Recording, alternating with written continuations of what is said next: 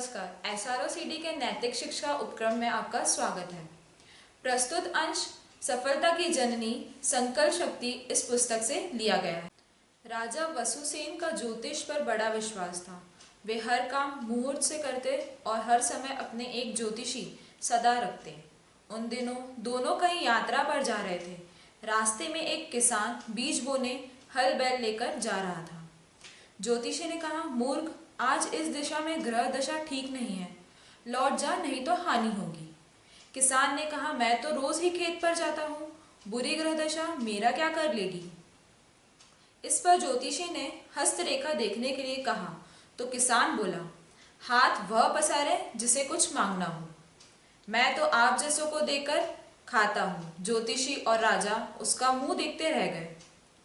कभी भी विकट परिस्थिति से ना हार मानो, बल्कि जितनी भी कठिन परिस्थिति हो उतना ही अधिक धैर्य और उत्साह अंदर से प्रकट करो।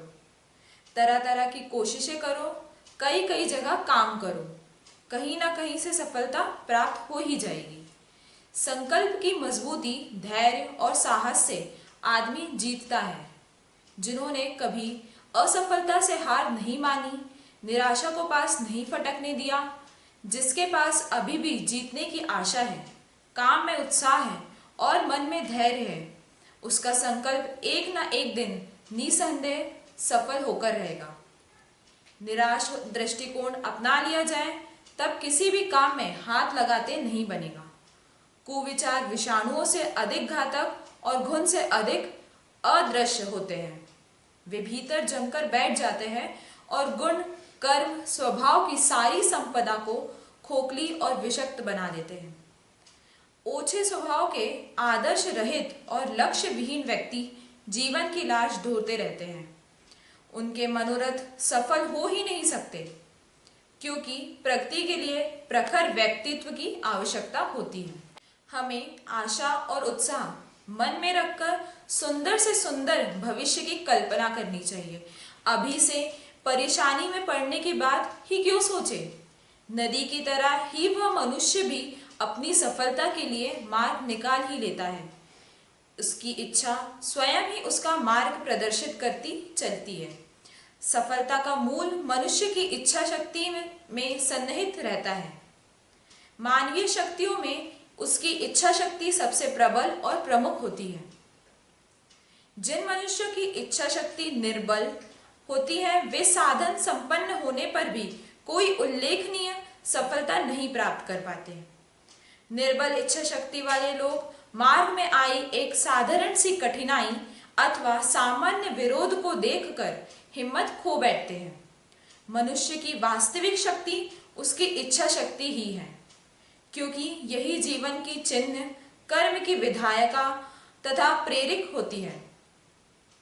जहां इच्छा नहीं वहां कर्म नहीं, और जहां इच्छा है वहां कर्मों का होना अनिवार्य नहीं।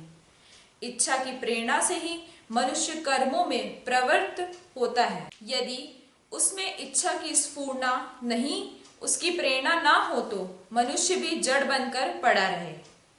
आदिकाल से मनुष्य अब तक जो विकास और उन्नति करता आया है, वह सब इच्छा शक्ति का ही चमत्कार है।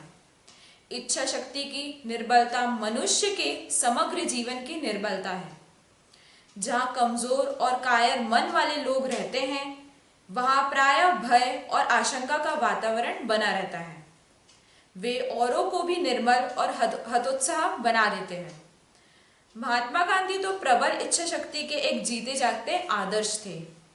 उनके पास एक प्रबल, दृढ़ तथा प्रखर इच्छा शक्ति को छोड़कर और क्या साधन थे। न सेना, न शस्त्र, न साम्राज्य, तथापि उन्होंने अपना एक इच्छा शक्ति के आधार पर अंग्रेजी साम्राज्य से टक्कर ली। प्रबल इच्छा शक्ति वाला जिस काम में हाथ डालता है, उसे तब तक नहीं छोड़ता जब तक पूरा नहीं कर लेता। वह बाधाओं, विरोधों से साहसपूर्वक लड़ता हुआ बढ़ता रहता है। उन्नति और सफलता का इसके सिवाय और कोई उपाय नहीं है। इसी के बल पर विद्या, संपत्ति और साधनों का उपार्जन होता है। यही वह सम्मोहन और वशीकरण मंत्र है जिसके बल पर एक अकेला पुरुष कोटि कोटि जनगण को अपना अनुयायी बना लेता है। जीवन में उन्नति और सफलता की आकांक्षा करने से पहले अपनी इच्छा शक्ति प्रबल तथा प्रखर बना लेने वालों का ना कभी असफल होना पड़ता है और ना निराश। सदिच्छावान व्यक्ति से आशा, उत्साह, साहस और सक्रियता की कमी नहीं रहती और जिसमें इन सफलता वाहक गुणों का समावेश होगा, असफलता उसके पास आ ही नहीं सकेगी। असद इच्छाएं जहां अपने विषैले प्रभाव से मनुष्य की शक्ति का नाश करती है, वहां सद इच्छाएं उनमें नवीन स्फूर्ति, नया उत्साह और अभिनव आशा का संचार किया करती है।